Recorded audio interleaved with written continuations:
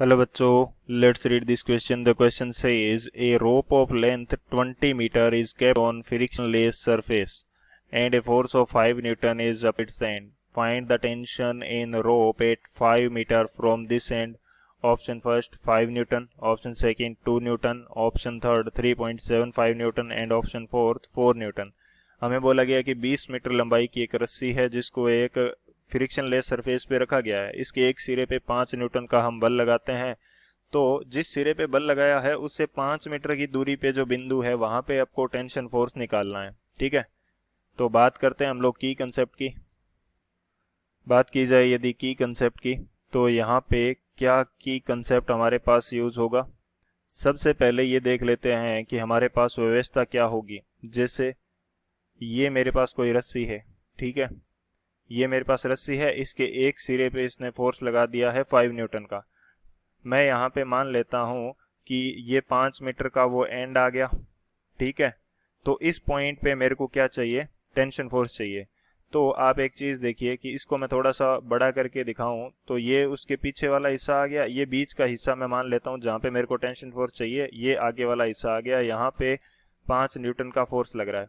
अब ये इसको इधर खींचेगा तो यहाँ पे टेंशन फोर्स इस डायरेक्शन में होगा। ठीक है, तो ये सेम रस्सी है तो इस बिंदु पे टेंशन फोर्स जो है वो इस डायरेक्शन में, अपोजिट डायरेक्शन में आ जाएगा। तो पीछे वाले भाग को जो खींचेगा वो टेंशन फोर्स ही खींचेगा। ठीक है, ये कंसेप्ट हो गया। तो पीछे वाले भाग पे जो नेट फोर्स है वो हम टी बराबर क्या लिख सकते हैं, एम में लिख सकते हैं, जिसके लिए पीछे वाले भाग का क्या होगा, हमें द्रव्यमान चाहिए और उसका एक्सेलरेशन हमें चाहिए। ठीक है, ये सिचुएशन होगी।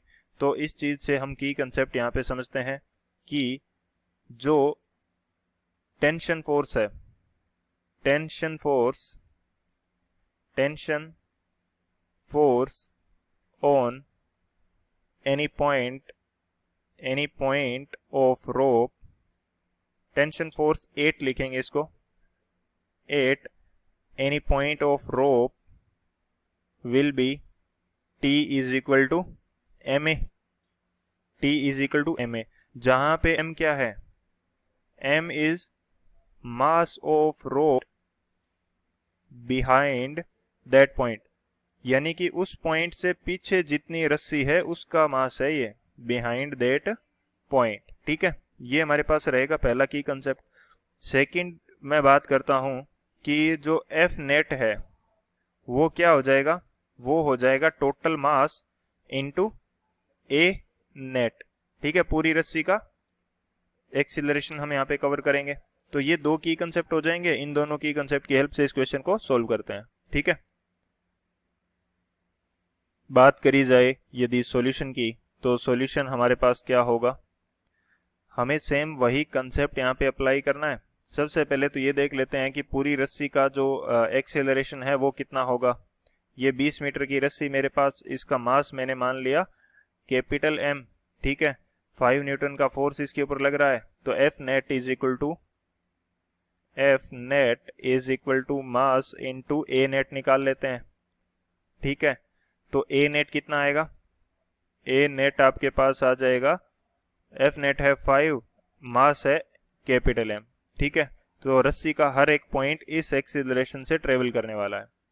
ठीक है, अब हमें बोला गया है कि 20 मीटर की रस्सी है जहां पे फोर्स लग रहा है 5 न्यूटन का, उससे 5 मीटर के पॉइंट पे जो 5 मीटर डिस्टेंस पे जो पॉइंट है उसके ऊपर हमें टेंशन निकालना है। तो पीछे कितना बच गया, 15 मीटर बच गया। तो 15 मीटर का मास निकाल लेता हूँ। ठीक है, तो देखिए कि 20 मीटर का जो मास है, 20 मीटर का मास है वो हमारे पास है कैपिटल एम। तो 1 मीटर का मास कितना आएगा, 1 मीटर का मास आ जाएगा कैपिटल एम बाई 20। ठीक है, हमें चाहिए 15 मीटर का, तो 15 मीटर का कितना आएगा, इसको मल्टीप्लाई कर दीजिए 15 से, m बाई 20 इंटू 15। ठीक है, ये आ गया 5 से 3 पे चला जाएगा, 5 से 4 पे चला जाएगा, तो ये आ जाएगा 3/4 कैपिटल एम। ठीक है, ये पीछे वाले का आ गया। तो अब आप टेंशन फोर्स निकालेंगे तो वो हो जाएगा मास इनटू एक्सीलरेशन।